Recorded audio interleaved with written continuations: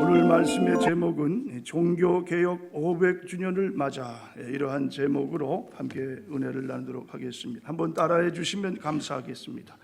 종교개혁 500주년을 맞아.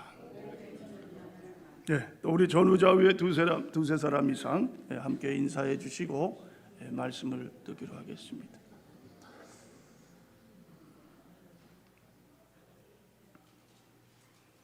오늘은 종교개혁 500주년을 맞는 기념 주일입니다. 우리가 속한 이 개신교, 캐톨릭하고 개신교하고는 다르죠.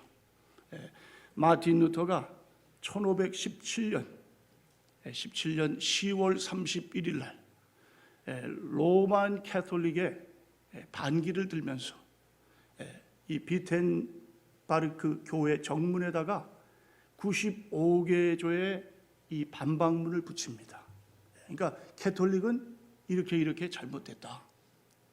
이것을 시정해야만 된다. 하나님 앞에 정말 우리가 말씀대로 돌아가야 된다.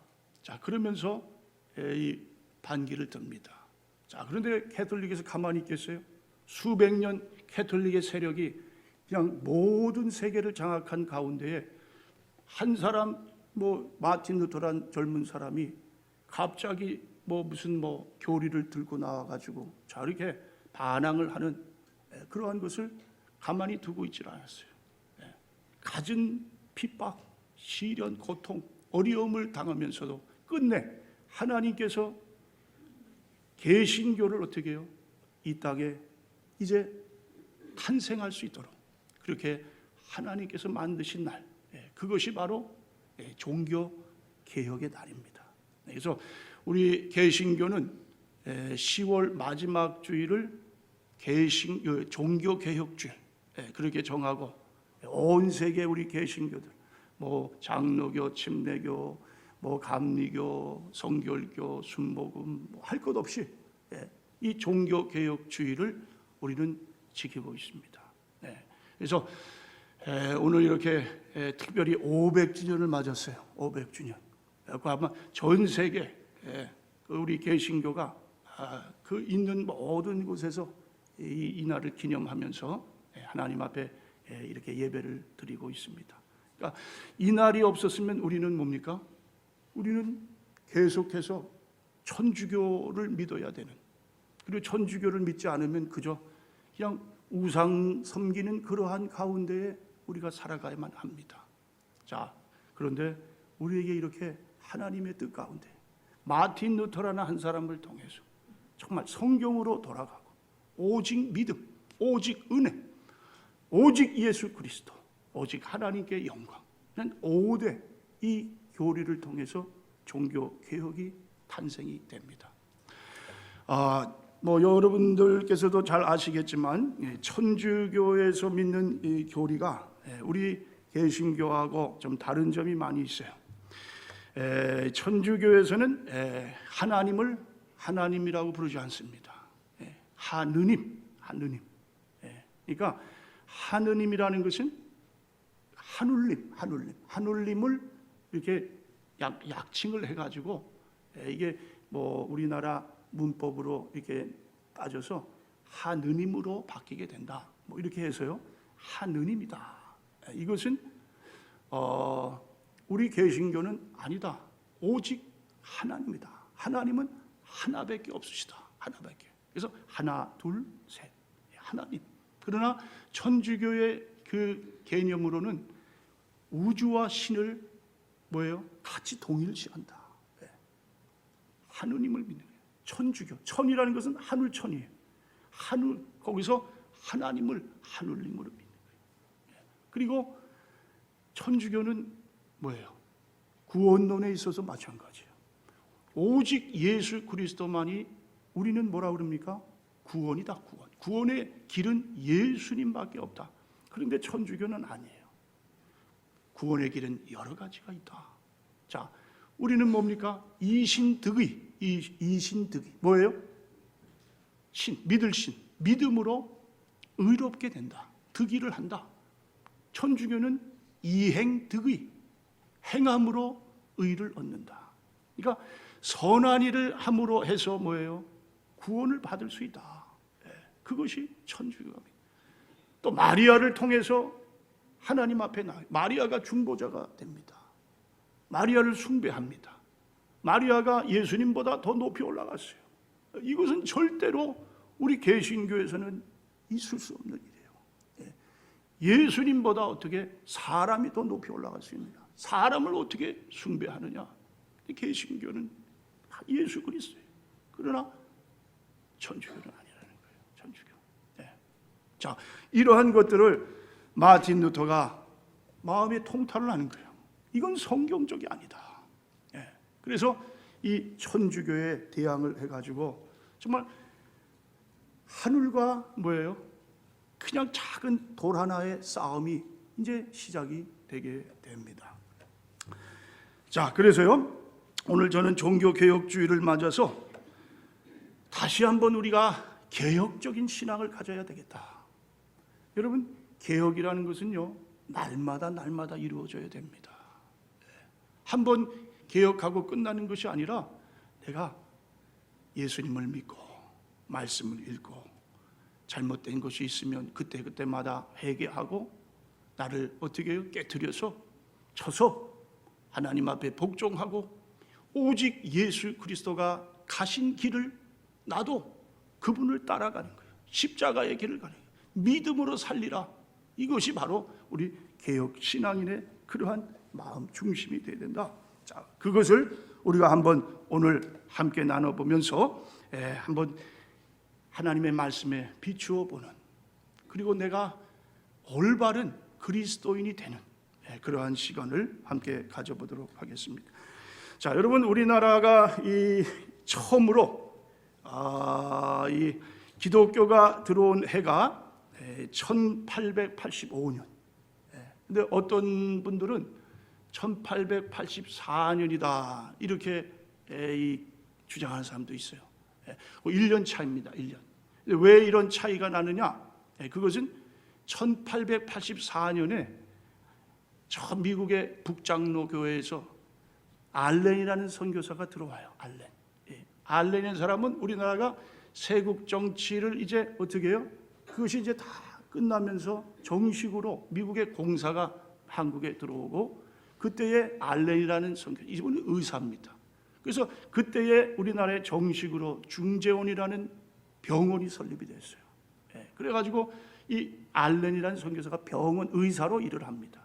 그래서 그때가 기독교의 첫 우리나라의 시작이다. 근데 보통 대다수의 우리 기독교인들은 1885년 1년 후에 4월 5일 그때가 부활주일이에요. 부활주일에 또 미국에서 이 아펜셀러 감리교 선교사가 들어와요. 부부가 함께 들어옵니다. 그리고 장로교 언더우드 선교사가 같은 날 부활주일 아침에 우리 한국 땅에 발을 디디게 됩니다. 그래서 그날을 기념으로 해가지고 그때가 우리 개신교 우리나라의 처음 그것이 처음 시작이다. 자, 이러한 것이 있는데요. 자, 어쨌든 간에 우리나라에 기독교가 들어온 지가 얼마나 됩니까? 이제 132년이 됩니다. 2년. 그렇죠. 그리고 지금 우리나라가 얼마나 부강한 나라로 발전이 됐는지 몰라요. 야, 이건 기적이에요. 얼마 전에도 제가 어떤 동영상을 보니까 1950년 6.25 전쟁, 그리고 3년 동안 있다가 그때 이제 3년 후에 53년에 자유가 됐어요. 그렇죠. 이 전쟁이 끝나고 그때에 뭐 이 한 사람의 무슨 뭐 1인당 국민 소득 몇십 불밖에 안 됐어요. 그런데 지금은 2만 불 시대다. 몇백 배가 뛰었다. 몇백 배. 이러한 기적은 세계 어느 나라에도 절대 일어날 수가 없는데 한국에서 이러한 일이 일어나게 됐다.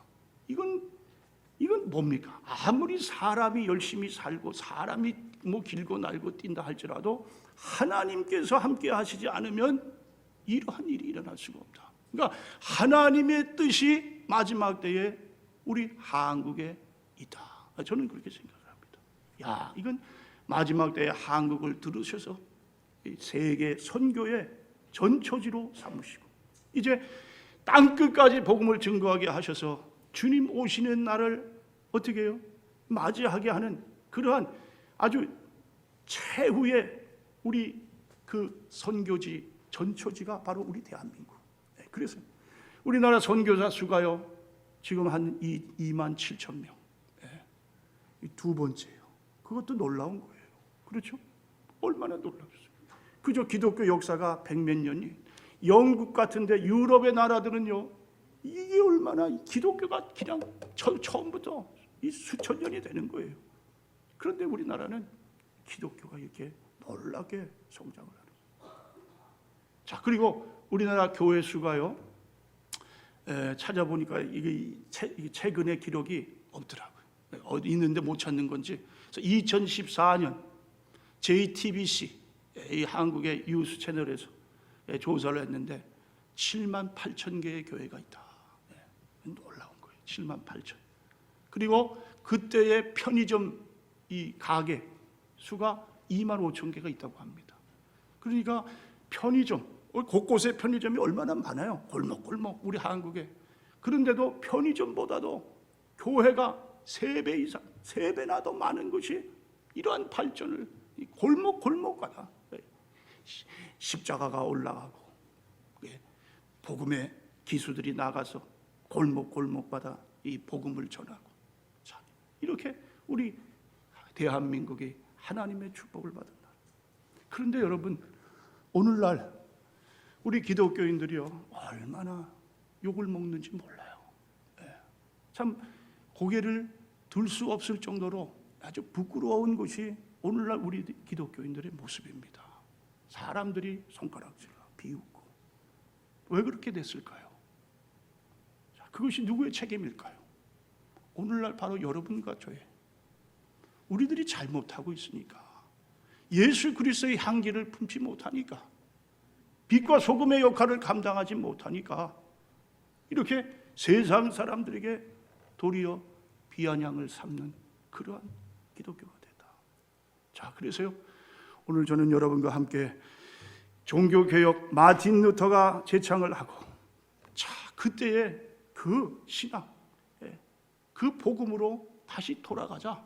자 그런 의미를 가지고 이 종교개혁 때에 자 그렇게 이 뭡니까 그런 이 원리를 가지고 함께 말씀을 나누면서 한번 우리가 개혁되는 그러한 신앙인의 모습을 찾는 시간을 갖도록 하겠습니다.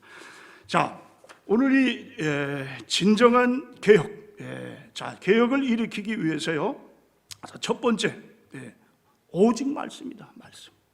하나님의 말씀으로 돌아가야만 어떻게 해요? 진정한 개혁이 일어난다.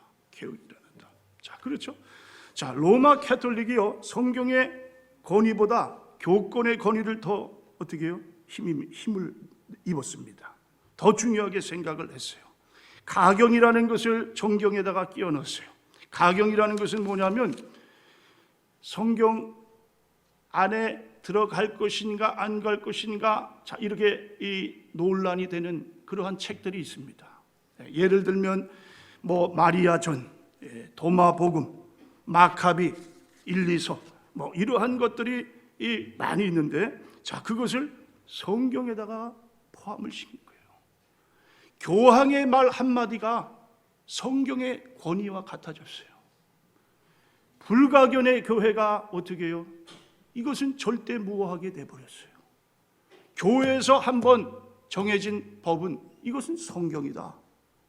교황이 하는 말은 이거는 하나님의 말씀이다. 인간 뭡니까? 절대 무효소를 주장을 하게 됩니다. 그러니까 교황이 죄가 없다. 그게 어떻게 말이 됩니까? 교황도 사람인데 사람이 어떻게 하나님이 될 수가 있어요? 교황도 죄를 짓고 교황이 아무리 뭐 천주교에서 자기들이 법을 정했다 해도 이 법이 하나님의 말씀인 성경의 법과 일치될 수가 없다. 자, 그 중에 대표되는 그 마틴 루터가 반기를 들 수밖에 없었던 것이 뭐냐면 속죄권이라는 것입니다. 속죄권. 자, 속죄권은요 1515년 교황 레오 10세가 베드로 성당을 짓다가 그만 돈이 모자르게 됐어요. 그리고 사람들에게 속죄권을 그냥 종이에다가 그걸 뭐 속죄할 수 있다 파는 거예요. 돈을 모으는 거예요. 사람들이 그걸 사면은 제가 어떻게 해요? 그냥 그 종이 한 장에 제가 싹 흰 눈같이 그냥 쌍도가 없어져 버립니다. 심지어 죽은 사람도 뭐 자기 부모가 죽어가지고 천주교에서 그렇게 믿던 연옥에 대기 중에 있다. 그런데 이제 이 헌금을 함으로 말미암아 그 사람이 지옥 갈 사람이 어떻게 해요? 천국 들어간다. 천국 들어간다. 자, 어떻게 이건 완전히 사기꾼이다. 사기꾼. 이건 타락의 극치다. 이 마틴 루터가 물론 마틴 루터만 이 개혁을 한 것은 아니에요. 그 전에 많은 사람들이 개혁을 하기 위해서 목숨을 내놓고 순교자들이 많이 있었어요. 자, 그런데 마틴 루터가 이 개혁을 하면서 아주 최고치로 올라간 거예요. 사람들이 동조를 하는 거예요. 그렇다. 천주교가 너무너무 이거는 완전 우상 종교다. 우상이다. 교황들은 뭐예요? 최고의 부를 그렇게 누리면서 삽니다. 완전히 이건 지금 가장 부를 이루는 그러한 대상들이 되어버렸어요. 자, 그래서 속죄권을 만들어서 파는 데에 마틴 루터가 이건 아니다. 절대 이렇게 될 수가 없다. 자, 그래서 가톨릭에 대항을 하게 됩니다. 그러면서 주창하는 것이 뭐냐?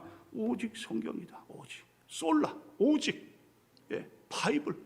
자, 이것이 뭡니까? 이것이 성경 중심. 이것이야말로 하나님께서 우리에게 원하시는 그러한 일이다. 자, 그래서 성경으로 돌아가자는 깃발을 높이 올리게 됩니다. 자, 여러분 그렇습니다. 성경 말씀이야말로 우리 생명과 같은 그러한 아주 귀한 그러한 것이 되는 것을 믿습니다. 여러분 삶 가운데에 여러분 어떤 삶을 살고 계십니까? 성경을 중심으로 성경 말씀을 늘 읽고 어떻게 하든지 말씀에 순종하며 살아가는 그러한 삶을 살고 계십니까? 아니면 그저 이 말씀 일주일에 한 번 듣고 그냥 세상 살아가면서 성경은 아예 들춰보지도 않고 사는 그러한 삶을 살고 계십니까? 어떤 사람들은 성경을 그저 윤리나 교과 도덕 교과서로 여기는 그러한 사람들도 있어요. 자, 그러나 성경은 우리에게 주는 뭡니까? 하나님의 생명의 말씀. 성경으로 말미암아 우리는 구원을 얻습니다. 말씀에 어떤 것도 우리를 하나님의 길로 인도하는 것은 없습니다. 여러분, 이 말씀으로 여러분 삶에 정말 하나님 주시는 축복의 길을 걷는 사랑하는 성도님들이 다 되실 수 있기를 주님의 이름으로 축원을 드립니다. 자, 백화점 왕 존 워너메이커가 대통령으로부터 장관직을 좀 받아달라는 부탁을 받습니다. 그런데 대통령께 하나 부탁을 드려요. 주의를 지키며 교회 학교에 일을 할 수 있도록 그렇게만 해주신다면 내가 대통령님 말씀에 따르겠습니다. 대통령이 승낙을 했어요. 그리고 최신부 장관직을 잘 수행을 합니다. 자, 그리고 나중에 이제 사람들 앞에서 연설을 하는데 그런 말을 해요. 나는 노인이 될 때까지 참으로 많은 물건들을 샀습니다. 돈으로 따지면 엄청난 금액입니다. 그런데 그 중에서 어떤 물건보다 귀중한 것이 있습니다. 그것은 그러면서 옆에 있는 성경책을 높이 들고 말을 이어갑니다. 바로 이것입니다. 이것은 내가 9살 때 1달러 50센트 주고 산 성경책입니다. 이것이 내가 1생 동안 산 것들 중에 가장 귀한 것입니다. 이 성경에 의해서 나는 하나님과 그리스도를 알게 되었고 덕분에 오늘까지 과실 없이 살 수 있었습니다. 자, 여러분, 성경 말씀 하나가 인생 전체를 변하게 하는 그러한 생명이 되는 것을 보게 됩니다. 여러분, 혹시 이 중에 아직도 내가 하나님의 생명이 내 안에 거하고 있는지, 아니면 나는 생명이 여기서 내 마음속에 아직 생명이 있지 않는가 의심을 하는 분들이 계시다면요, 말씀을 한번 읽어보시기 바랍니다. 말씀을 읽다 보면 생명의 씨앗이요 내 안에 아주 깊이 심겨지게 됩니다. 그게 자라게 됩니다.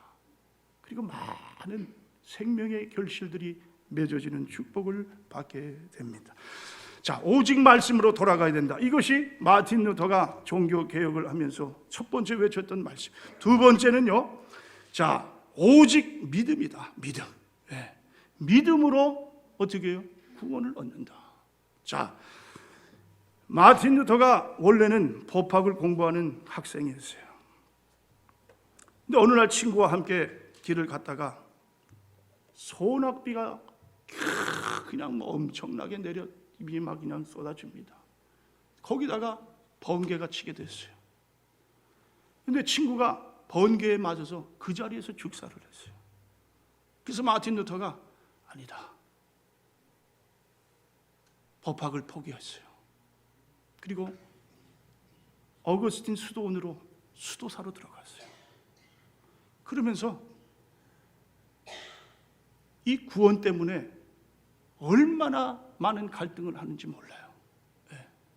창밖에 묘지를 바라보면서 내가 하나님 앞에 어떻게 설까?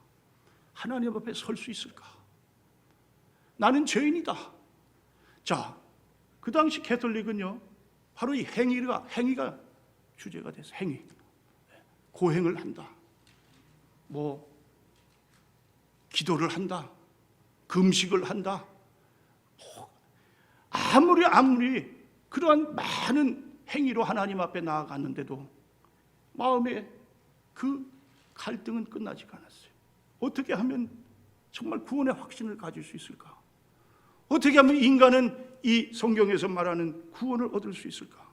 자, 그러는 가운데요, 저 로마를 방문하게 되는데 로마에 계단이 있었어요. 계단. 자, 그것을 계단 성당이라고 해가지고 그 자리에 성당을 만들어 놓고 계단을 거기다 설치를 했어요. 근데 이 계단은 어디서 가져온 거냐면요, 콘스탄틴 황제의 어머니, 콘스탄틴은 로마의 기독교를 처음으로 이 기독교를 국교로 만든 장본인입니다. 이 콘스탄틴 황제가 전쟁터로 나가다가 꿈에 십자가를 보는 거예요. 십자가. 그리고 십자가에 글이 적혀 있었어요. 이 증표 안에 거하면 승리를 이루리라. 그래서 십자가를 만들게 합니다. 그리고 전쟁에서 정말 이건 꿈같이 기적같이 그 전쟁을 승리로 이끌게 되는 거예요. 자, 그래서 이 십자가에 대한 기독교 사람들에게 자문을 얻는 거예요. 이 십자가는 예수님이 모든 인류의 죄를 친히 담당하셔서 죽으신 것이 십자가. 거기에 뭡니까? 인간의 죄의 모든 이 죄가 사는 능력이 있습니다. 자, 그래서 이 콘스탄틴 황제가 기적처럼 예수님을 믿고 로마의 기독교를 어떻게 해요? 이제 세우게 됩니다. 근데 그 콘스탄틴 황제의 어머니가 예수님께서 빌라도에게 이제 신문 받고 그때에 계단을 올라간 그러한 계단이 있어요. 그것을 이 콘스탄틴 황제의 어머니가 로마로 가지고 와가지고 거기다가 설치를 합니다. 그리고 거기다가 성당을 지었어요. 그것이 계단 성당이에요. 그런데 계단 성당의 그 계단을 무릎을 꿇고 올라가면은 죄를 씻김 받는다. 그 의로워진다. 자, 이런 그 일이 있어요. 그러니까 마틴 루터가 계단 성당을 방문을 하면서 자기도 무릎을 꿇고 올라가게 되는 거예요. 자기가 그동안 갈등하고 있던 거, 어떻게 하면 인간은 구원을 얻을 수 있는가? 어떻게 하면 의로워질 수 있는가? 자, 그러면서 무릎을 꿇고 올라가다가 하나님의 말씀이 떠오르게 됩니다. 오늘 여러분 읽으신 로마서 1장 17절이 복음에는 하나님의 의가 나타나서 믿음으로 믿음에 이르게 하나니 기록된 바 오직 의인은 믿음으로 말미암아 살리라 함과 같으니라.